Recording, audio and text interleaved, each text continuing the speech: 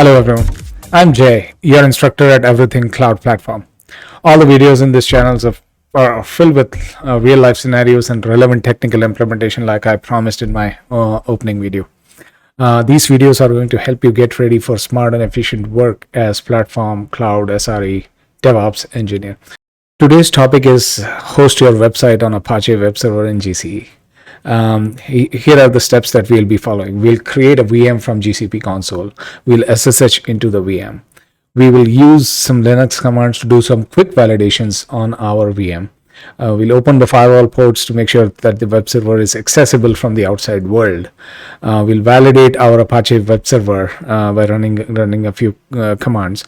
We'll configure the web server with our own HTML. These steps, these are the steps that we'll follow. These are the foundational skills I talked about in the last video. Well, as we do the 6 steps that I listed, just listed around creating the Apache and creating and configuring the Apache web server, we'll touch upon a few of these skills. Well, we'll just touch upon. We'll get into details on these as we go further in our journey. But we are going to be touching upon a few of these foundational skill set as we go through this. So what are we waiting for? Let's dive into the agenda right away. From your GCP console, navigate to, from the top left hamburger menu, navigate to Compute Engine, VMs. We'll go ahead and create a VM right from here. So create instance, give it a name, say VM Debian. Leave everything else defined, just default. Just change the region to wherever you are. Just be the closest to where you are. I'm closest to US East 1, so I'll select that one. Leave the everything else just default. So machine configuration, leave the default E2. Machine type, say leave it to default E2 medium. That gives you a 2 vCPU, 1 core, 4 gig memory. I think that's good enough for the web server that we are going to create. Everything else just defaults.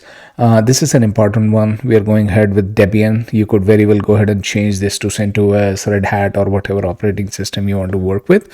But the web server that we are going to create with Apache, we are going to stay with Debian Linux 11. So we'll leave that as access scopes, leave that default. Firewall rules, don't do anything with that. We'll touch upon some of this in other future videos. This is an important one. Ops agent, we are leaving that as is for now. We'll talk more about it when we touch upon some of the observability concepts, and we'll see what that really does. Advanced options, networking is one of the most important ones for now.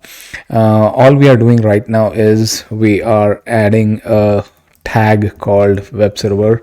This will be needed to enable traffic to the web server that we create. So for now, just know that we have added a network tag called web server to our VM. Now I'll point out an important thing here. Before you hit create, just take a quick peek at equivalent code here. This gives you like the equivalent code that you can run in the command line on CLI using gcloud command that will create the machine with the exact configuration that you have selected here, or the REST API command, or the Terraform equivalent code. For now, this is just for your information, but I'll get out of that. I'll just go hit create, let the machine get created, and then we'll play around with it. We just got our VM Debian got created. This is the internal IP, and that's the external IP. Notice the internal IP starting with 10.142. We'll talk about RFC 1918 ranges, IP subnets, everything in our IP subnetting video. But for now, just take a note that there is an internal IP and there is an external IP allocated for this VM. Now that's important. Okay, let's head back to our CLI. Hope you have your setup done and you are able to say run commands like gcloud config list, for example, that tells you that yeah, you are logged on with the right account, you are logged on with the right project, and so on and so forth. This right side of window we'll use to SSH into our VM, and the left side is if we want to run any gcloud commands to interact with our GCP console. So now I'll run say gcloud compute instances list. This will give you all the instances that we have created. You'll see that VM Debian is our instance, E2 medium is the machine, this is the zone that it is running in, that's the internal IP, that's the external IP. You can run something like gcloud compute instances describe VM Debian, and you will be able to see a lot more details about your VM. All of these details are corresponding to what we, the configuration that we selected for the VM. For example, if you look for the image or the network interfaces, you will be able to see all of that information here. You'll see that this is created in the network, in the default network, and this is the subnetwork. You'll see the networking and subnetworking details in some of the other videos around networking that we do. But you'll be able to see a lot more information about your VM right from here. Okay, now what we are going to do is we want to go ahead and SSH into our machine, and the command for that is if you do a gcloud compute SSH, and we'll do we want to write the right, that's the command that will let you get into your VM. So let's do the SSH. Let's see if it works. There you go. We are in our machine.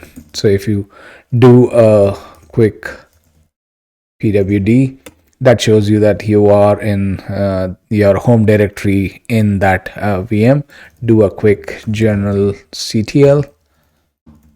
That will give you all the the logs from your journal so far on what's happening in the machine. We haven't really done anything, so you're not I'm not going to be able to point out anything specific that we have done yet, because we haven't really done anything, but we will soon play around with this and see what you can do. Besides the terminal, there is one more way you can SSH into this machine. Use it right from the console.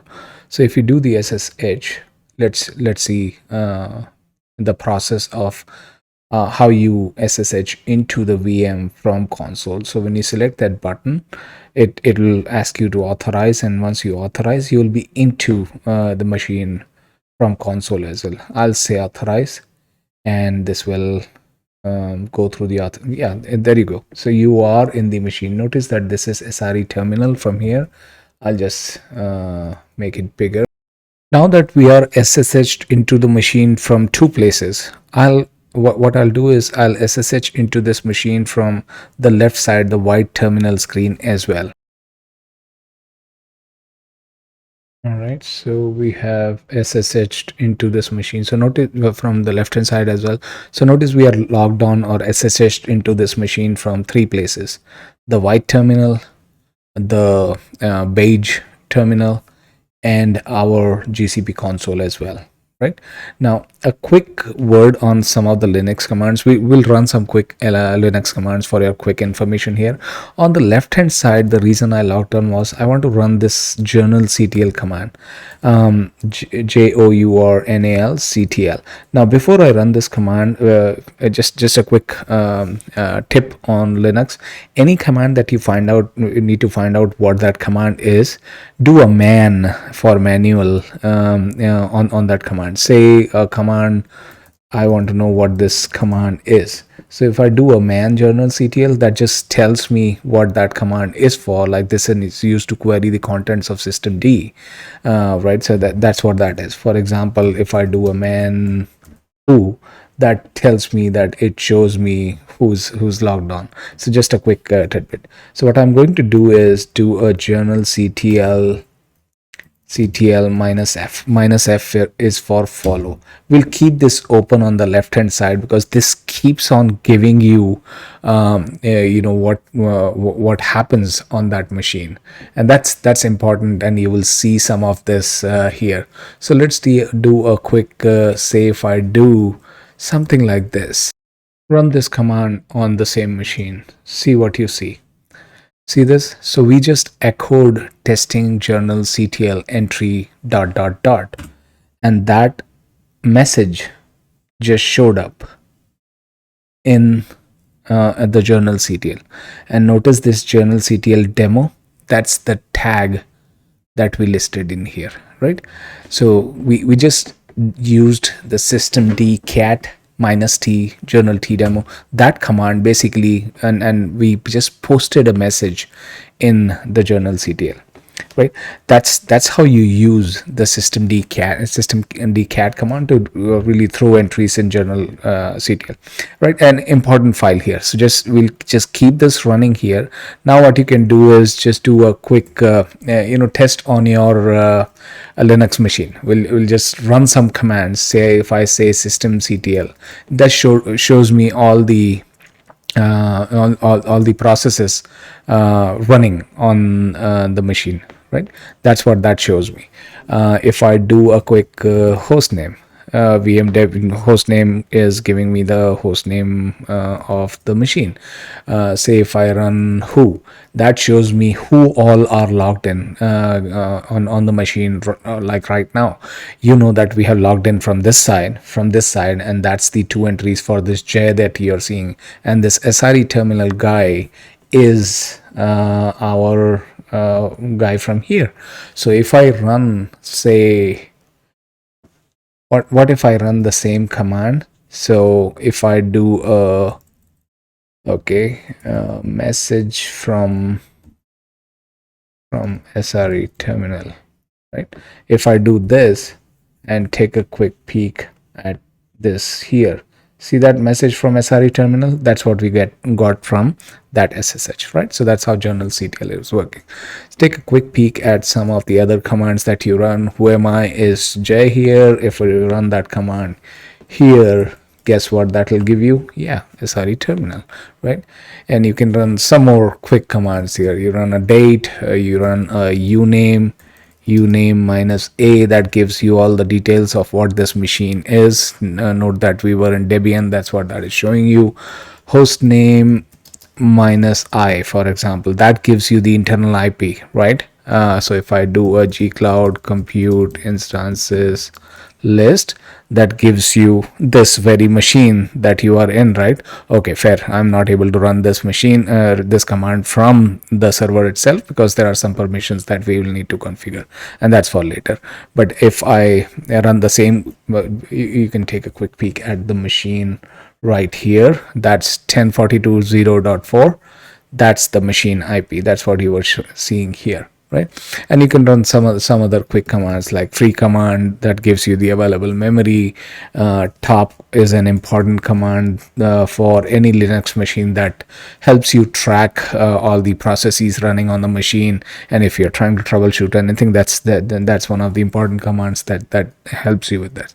Say if I do a last reboot, that tells me when was the machine last rebooted. Another important command is if I say uptime, that tells you since when is the machine, so you have done some quick validations on your machine, it's running fine. The entries in journal.ctl, those are visible as well. Now what we'll do is we'll go ahead and install our web server. That's what we created the machine for. To install the Apache web server, what you will need to do is, say you do apt install Apache 2. Yeah, of course, you'll not have permissions because you are in the server, you're in the Linux machine. You'll need to have the admin or the root privileges to really go. And for that, you'll need to use sudo. So you do sudo apt install Apache 2. Now see all the actions on the left hand side in journal.ctl. Just keep an eye, because we are now moving forward on installing. So I say yes on this because we want to continue. Yeah, this will go ahead and install Apache.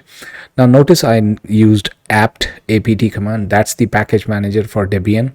Whereas if you were in CentOS machine, then you would have used yum, for example. So like on my Mac OS, you'll use brew.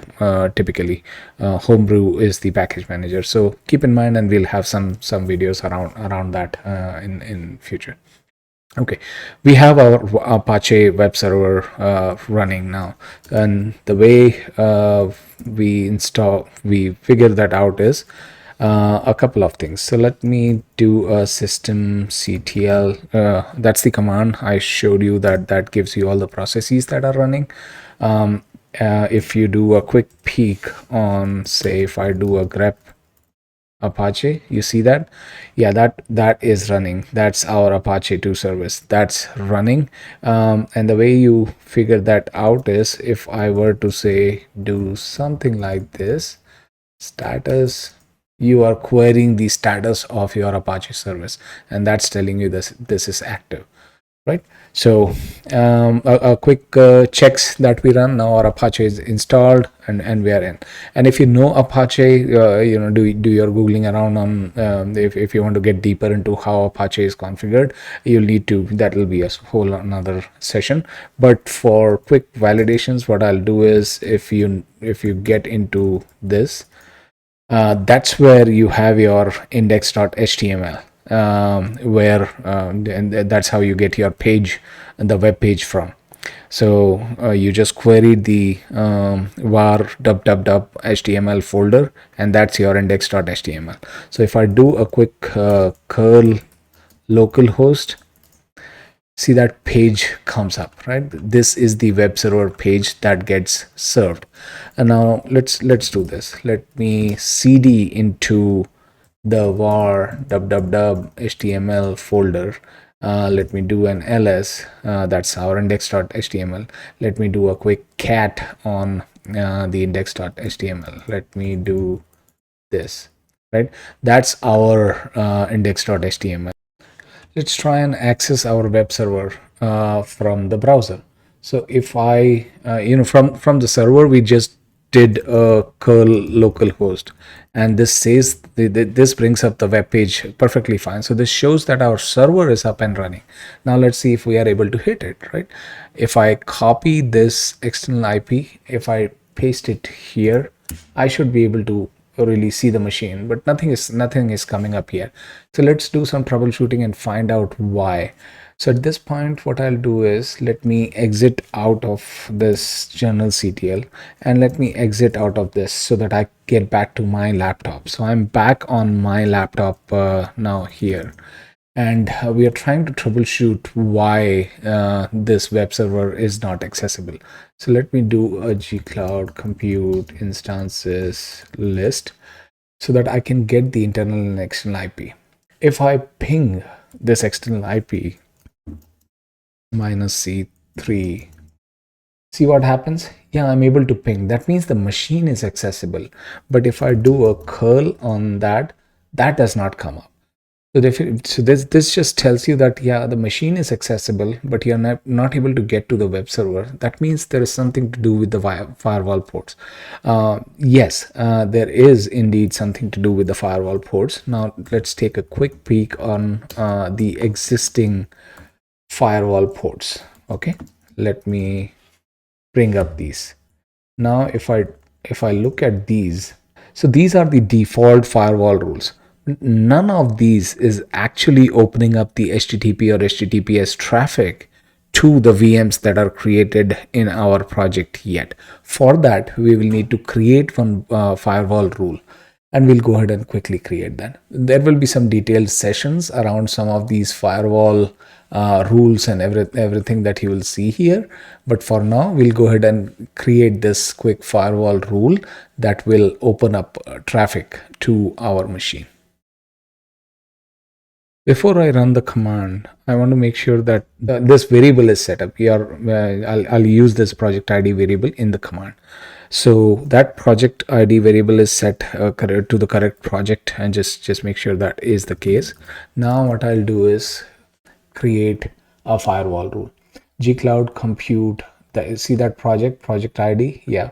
Firewall rules, create, and we are naming our firewall rule name, allow HTTP and HTTPS. Direction is ingress, priority is 1000, network is default, action is allow, and rules are TCP. We are opening basically the HTTP port 80 and HTTP port 443, which is the HTTPS, the secure HTTP protocol. And the source ranges are, we are saying, from any, not some of the best practices, but this is for demo purposes. Now notice this web server. Remember when we were creating our VM, we added a network tag. So what this firewall rule basically is doing is it's saying allow all the traffic from any machine in the world on the TCP protocol, using the TCP protocols HTTP and HTTPS, allow the incoming traffic for HTTP and HTTPS from anywhere to all the machines in this network, in the default network, that have the network tag web server, right? That's what that is saying. So let me create that firewall rule, and we'll quickly validate that firewall rule is created, and then we'll do our validations. So yes, we have this firewall rule up. Now if I run the gcloud compute firewall rules list, instead of 4 I should see 5, and this is the 5th one. Let's go and validate that this is indeed working. If I switch back, oh, there you go. This is already refreshed. So this is the Apache web page, the default page that comes up. And this is getting served from our index.html location. At this point, we'll just quickly validate that. You see this index.html? Let's do this. What if I do a sudo mv index.html to index.html.bak. What did that do? Did that break our code? Let's see. If I do a refresh on this, see that? Now it's not able to find that HTML. Let's do this. If I do a sudo vi index.html, and if I just write, say this is, if I just do and this is vi editor, and we'll have a separate video on vi editor, but for now if I just do a simple HTML that gives me, say, yeah, I will just copy this, and I'll say h1, this is my HTML, and I'll just close this tag right here, right? And I'll save. And now if I refresh, see that? So that's coming from our HTML now. Let's play with this HTML a little further. Let me clear the screen. Let me do a sudo in vi HTML more. What I'll do is, say if I delete these 2 lines. Now some of these commands in vi, don't worry about those. We'll have a separate session.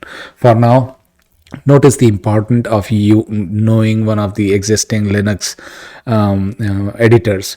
VI is the default editor that is generally popularly available by default in all the Linux distributions out there. And you should know it has certain nuances to work with it, but once you are comfortable, it just comes very handy if you are a sysadmin and working on a lot of servers. Okay, so I'm in here. I have this prepped HTML that I have. I just copy paste this here and I save it. Now if I go in here, just do a quick refresh, that's the page that I just pasted in there.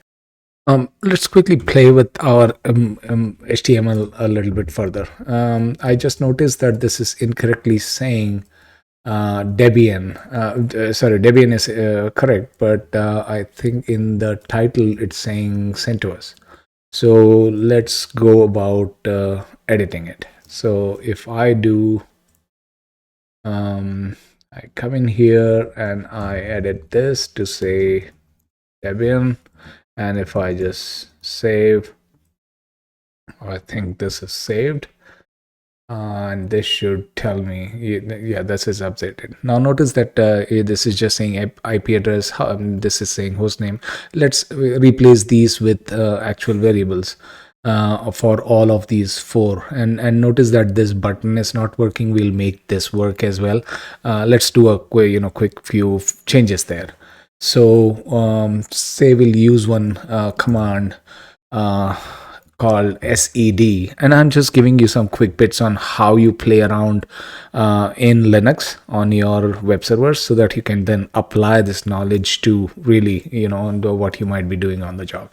What this is doing is you could have very well gone into this vi index.html, and then you could have changed that value of host name to something else. You could have absolutely done that, but we'll do that using a command, right? So basically this command is doing, it is actually replacing this host name to the command output from this hostname command. That's what this is doing. So if I run this command and do a quick cat index.html, see that hostname got replaced by VM Debian. Now we'll run the same command to replace this guy, and that command basically is, if I do a clear and run this command, now it will look for IP address and replace that with the output of this command, right? The hostname -i. If I do this and do a cat on index.html, that got replaced. And all of these changes are getting reflected on the website as well, right? That's what you're seeing. So we'll run a couple of more commands, just, finish our entries, our changes here to the index.html. So we changed both of these and validated the changes right here. Now we got to make this button work as well. So let's see what's going on with that. So if I do an index.html, notice that button basically is calling this my function from the script that is called in this HTML, and the script is script.js. But if I do an ls in this, there is no script.js. So basically that my function code is expected in script.js right in this folder. That's not there. So what we'll do is do a sudo vi script.js, and the script.js code is readily available with me right here. If I add this here, just save it, that is basically it's going to print this in the console.log, and in the demo ID on the HTML, it will just update a random number. That's what it is going to do. So that is updated. Now if you take a quick peek at this, I refreshed it. If I do, you see that now this random number shows up and our JavaScript is working. If I do a quick inspect here and look at the console logs, you see that hello from script.js. As I click this, you see that message that is getting printed from where? From my script.js, because here I wrote this. Do a quick validation again. If I do a sudo vi script, I'll say modified, right? So we modified this message, and if I now refresh my page and run this, that modified message is showing up here. That's how you go about updating your HTML. Logging is an important GCP service that you should be very familiar with, especially if you are an SRE, working as an SRE. So if you scroll down on this hamburger menu to the operations category, in the operations, you will see monitoring and logging, and you want to select logging from in there. So you're networking, there you go. That's the operations category, and you're looking for logging. I'll just pin it as well, and I'll open up in a new window, and in here you will see you can control the duration from here. I have pulled up everything from last 3 hours, and we have been doing all of this in this in the last couple of hours or so. You will see that you have some logs here captured with VM Debian name. These are some of the logs that will tell you that these were captured from our server. Like SRE terminal was the Google Cloud Shell, where we were accessing this machine from. That's what you are seeing in the logs there, and you will see some relevant logs as you go down this. Now notice that when we created the VM, when we were creating the VM from this, there was a checkbox that we did not check, and that checkbox was talking about installing the monitoring and ops agent. We said no to that. In next couple of videos, I'll touch upon that monitoring agent a little bit as well, because that is going to give you additional details like this flag. If I select this install ops agent, it will go ahead and install the ops agent that we could have already done right when we were creating the VM. We'll do that for the next time to really get details into the logging. But for now, just know that you have additional actions that you will need to do to ensure all the every time I access my web server, and if there are any errors, etc., you are able to see all of that in the logs. For that to happen, you will need to install the ops agent, and that's something that we will do in addition to what we have done so far. But for this video, that's good enough for you to know what you will need to do to enable logging further on your Apache web server. Here's a recap of what we did today. We created a VM from the console. We SSH'd into the VM from our laptop as well as from Google Cloud Shell. We used Linux commands to validate our VM, like we ran some most commonly used Linux commands. We opened up the firewall rule so that we can access the web server. Then we validated the Apache web server up and running. We configured the Apache web server with our own version of HTML. From the list of 36 foundational skill sets that I talked about in my opening foundational video, we touched upon a few of them, and here are those. GCP, of course, because we are doing everything in GCP. We touched upon Linux as we created our machine that is a Linux-based Debian machine. We touched upon Apache because we created our Apache web server, and that's running on the Linux machine we created. Bash a little bit because we use some CLI commands that can be used as bash scripts. We use the VI editor. We'll get into details in some future videos, but we touched upon that a little bit. Gcloud, of course, because we use Gcloud commands to create our firewall rules. We used the Gcloud commands to pull all the instances that we have in our project and so on and so forth. Logs, because we looked at the VM instances logs in the logging service on GCP. And finally, yum/apt-get/brew. Brew is the package manager for macOS, yum is for CentOS, and apt-get is for Debian. We use apt-get because we used a Debian machine. If you are somebody who's wanting to get into details of GCE, I have a course on Udemy that goes in depth into running applications reliably into GCE on Google Compute Engine. So if you just go to Udemy and start, search for, say, GCE reliability, just type that in Google Cloud GCE reliability engineering using Terraform. That's my Udemy course. If you just click on that, that's the course that actually takes you to running anything on GCE in depth. So if you specialize in GCE or your work is focused on Google Compute Engine, that's the course you're looking for. Well, that brings us to the end of our topic today. If you like the content, please do subscribe the channel and hit the bell icon to get notifications when new videos are posted. If you're genuinely interested in all the foundational skill sets that I have talked about, and like we touched 6 of the 36 skill sets that I have talked about, just stick around, watch the videos posted. I'm sure the time will be worth spent, I promise. I'm sure you had a wonderful time, and I'll see you in the next video.